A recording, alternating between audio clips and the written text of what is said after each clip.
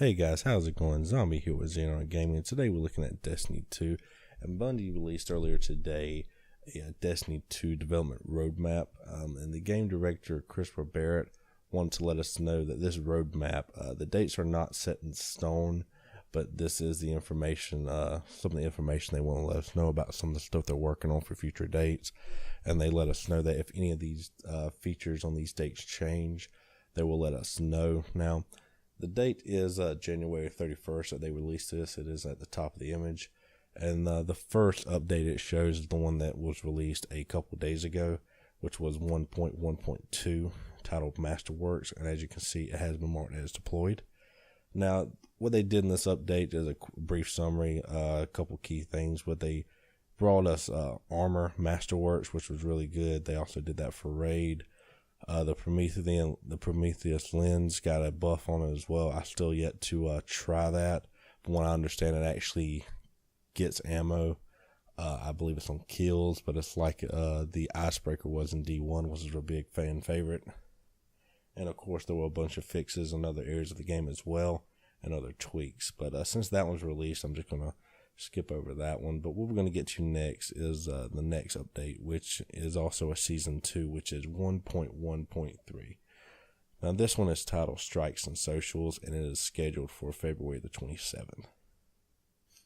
Now the first thing they're showing is that they will be bringing Nightfall scoring and high score tracking.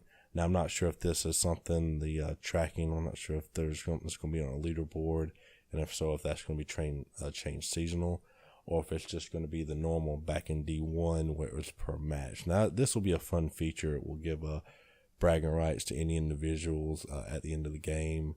It'll also give us different points throughout so we can see who can score better. It'll be really competitive, and it was a good feature back in D1 that I enjoyed myself, and I'm happy to see it coming back. They're also going to be doing some reworks to emblems and auras. And one thing I'm really looking forward to is fire team members on destination map. Now this is one issue I've had many times while in a fire team. We'll be farming public events and stuff for flashpoints or for other reasons, and it'll be me and 2 other individuals that I normally play with, depending on who they are, and we'll just, the second that we get done, we'll just go to the next area. And if there's 2 or 3 that are about to drop at the same time, we sometimes lose track of where each other are, and we have to try to get back together. At least at this point, we'll know where everyone goes, and we can stick together. We can knock out these public events, or at least continue to play together.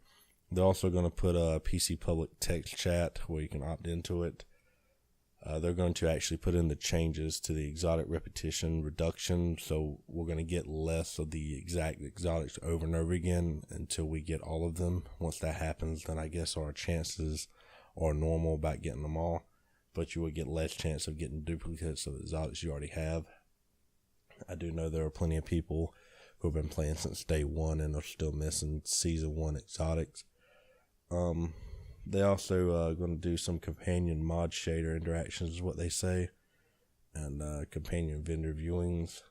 But one good thing about this update, guys, the big thing, and if you look at the bottom, you will see that this says these features are stretch goals that have a chance to slip to a later release. And you can see there's a little star to the right of the title of it. But these are Nightfall Strikes unique rewards. Now I'm kind of curious about these myself.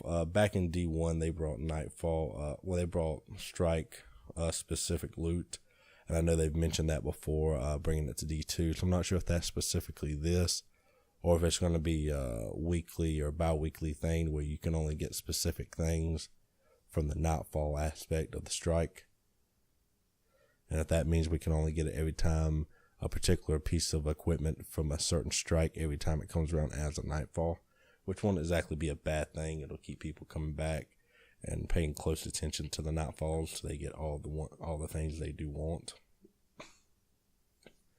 Next, we have the final update that is planned for Season 2, which is 1.1.4, which is titled Sandbox and Crucible. And this one is titled for 1 month later, which will be March the 27th. Now for this, it says weapon and ability sandbox changes are coming. They're going to be doing tweaks, and if they're pushing it that far back, I'm thinking they're doing a massive amount of these changes to the weapons and the armor. It's not just going to be one or two things. It's going to be a large number, and possibly they're going to be looking at every piece we've acquired so far. They're also going to be doing some heroic strike modifiers. Going to be adding those. That'll make it real interesting. Right now, the only reason to do a heroic over a vanguard is the higher difficulty and a slight higher chance of loot. And for a lot of us, we do the heroics anyway, and it's not really that big of an issue. So adding the modifiers will make it real interesting, especially if they're random. They're not specific per map like the Nightfall is. So that'll be a real good thing as well to keep it interesting. They're also bringing back 6v6, at least specifically for Iron Banner. For those of you who don't know from Destiny 1, if you've only played Destiny 2, Destiny 1 was originally Crucible 6v6, and they brought other modes like 3v3 and 4v4. I think at one point it was 4v4. And 3v3 was very, very popular because it brought your fire team from strikes and campaign and out in the world when you're out in the wild. It brought that to Crucible. You're not playing with a lot of other people that you normally don't play with. But with the 6v6, it was a lot more encounters. It was a lot more chaotic at times, and it was really, really fun. So I'm actually glad they're bringing it back for 6v6. I think they're supposed to be bringing that back at a future date for the whole entire Crucible, but right now it's only marking for the Iron Banner. They're also doing a weekly Crucible playlist, and these will, I guess, change every week. Will give us a specific game mode to play. Mayhem is one example they do give. They're also going to be doing tweaks to the Crucible ammo and gameplay tuning. So they're going to continue to tune it to our liking. So just keep giving them feedback, guys, and let your feedback be productive. Don't just rag on them and stuff. I mean, there's plenty of things that plenty of us do not like, things they've done, but they're trying to fix them all. So as long as we can be cooperative, they'll try to fix all these things the way that we like them. They're also doing Crucible quitter penalties. Now, I don't really mind this as much either way. It does get annoying when I'm in a match and everyone on my team backs out because I'm playing solo with a bunch of randoms. Because I never back out of a match, I'll just finish it out. I'm that guy that you'll see one player on another team, you can't find him, and then you find him dancing in the corner over a cliff, and then whenever you go to take a shot, I jump off just for the heck of it. Figured might as well have a little fun while I'm at it. But yeah, they're adding quitter penalties now. As long as they don't do what Halo 5 did, to where you are I've accidentally accepted invites for games where I've been trying to do party invites, been pulled out of Crucibles and stuff like that. And I know when this happened in Halo 5, their penalty system was you would be banned for a certain amount of time for that particular game mode. Now, and one problem with that game, and the problem that with this that you'll be seeing, is if you're being banned from Crucible for 15 minutes, that's not as big of a deal. But if that's the only milestone or the only thing you have left to work on in the week, and you're being kicked for an hour, which was also a penalty that came later, if it repeated on Halo 5, people just stop playing the game for a day or two. So you'll see that a lot. People will stop playing, they'll get annoyed, they'll go to other games whenever they get banned, and then it'll be hard to get them to come back until a later date or a different day. So depending on what the penalty system is, that could be a bad thing. They're also going to do an exotic weapon and armor sandbox changes. Now, to mark this differently from the actual weapon ability changes, that means that they're specifically going to be doing they're going to be paying key attention to the exotics themselves. And again, this is one of those stretch goals they have. Now, guys, I'm really looking forward to this. Now, I'm not sure how many of you out there agree with me, but if you played D1, one of our hardest decisions was which exotic we were going to wear. We were only allowed to wear one. They had so many great features. They made us so much stronger. It was a hard decision which one you wanted to wear. Why? Designing what you were doing around your exotics class-wise and weapon-wise. But now, I don't, due to the how basic they feel, at times, I don't even use my exotics. A lot of the times you'll see that I'll just have on basic equipment, call it matches, and it's matching, and and what I have on it does fine, and I've got the modifiers on it that I want. But the actual exotics themselves, they just aren't as appealing statistically as they used to be. So I'm hoping they really make these key power armor and weapons or something that makes us want to have a hard time deciding not if we want to put one on, but which one and why over the others. Now for Season 2, that is all the updates they do have. For Season 3, they're planning update 1.2.0.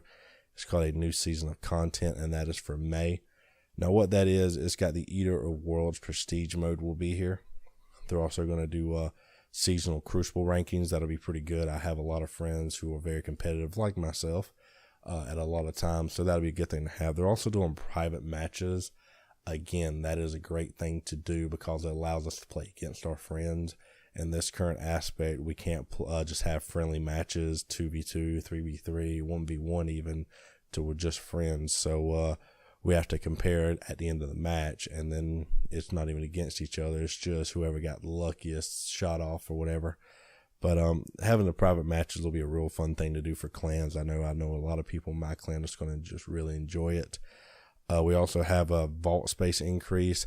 Personally, I believe that nearly any item that we acquire, specific to any exotic, we already have collectibles, but maybe some other things like the Iron Banner or Eververse or the Dawning, certain pieces of equipment that are unique and can only be gotten during certain times. I believe they should maybe even be added to collections as well, so they won't take up additional vault space, and so you can get them back if you accidentally delete them. I know my Warlock is currently missing the Iron Banner gauntlets, which I'm looking forward to getting back during this Iron Banner we currently have, because I deleted them by accident when Season 2 dropped.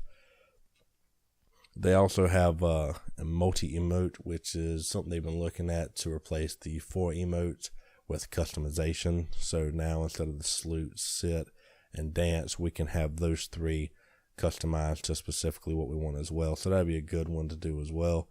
They also have exotic masterworks. Another great thing to have will be adding masterworks to exotics. Another thing to make them more desirable to use in game. And they also have a seasonal vendor progression, so we have to see about that. It looks like it's going to be every season they're probably going to reset how many engrams we get from vendors to reset that. It says faction rally improvements as well, and then they're going to do mod system improvements. So that is it, guys, for the development roadmap. They did let us know that they said beginning tomorrow and in the coming weeks, we'll dive into detail on the features outlined above, featuring screenshots and development commentary. So if these forecasts change, we'll share out a new version of it with new dates and expectations. We know you have new questions about everything you just read, and we look forward to answering them. So what this means, guys, is starting tomorrow, and since they put in beginning tomorrow, I think specifically they're going to make an update or a piece of information of news they're going to release on Twitter. So make sure you follow Christopher Barrett, Luke Smith, Bungie Help, Destiny. Just follow the official channels so you get all this information when it's coming out. And then you're going to find out updates on all this information. And probably within a few weeks, it probably won't be until the next update or until close, but we may see an updated version of this roadmap with new dates, new features, or features moved around. But that is it for this video, guys. I do want to make a quick note or reference. We do have our giveaway we have going on right now, which will be ending on Friday the 2nd. But as soon as that one ends on Friday, I will be doing Friday night. I will be doing a second giveaway, which will be the same thing. They are both $10 gift card giveaways for either the Xbox store or the PlayStation store. The winner will get a chance to choose, and then we'll email the information to them for the code for that $10 gift card or $10 currency. But yeah, you'll find the link in the description below for that giveaway. So if you like what you see, guys, in the video, please like, subscribe, and comment below. It really helps out the channel, and I'm really interested in what your ideas are. If anything I need to improve on the channel, any thoughts or what I can do differently, just let me know in the comments, or any questions you may have. And we'll see you in the next video, guys. Thanks.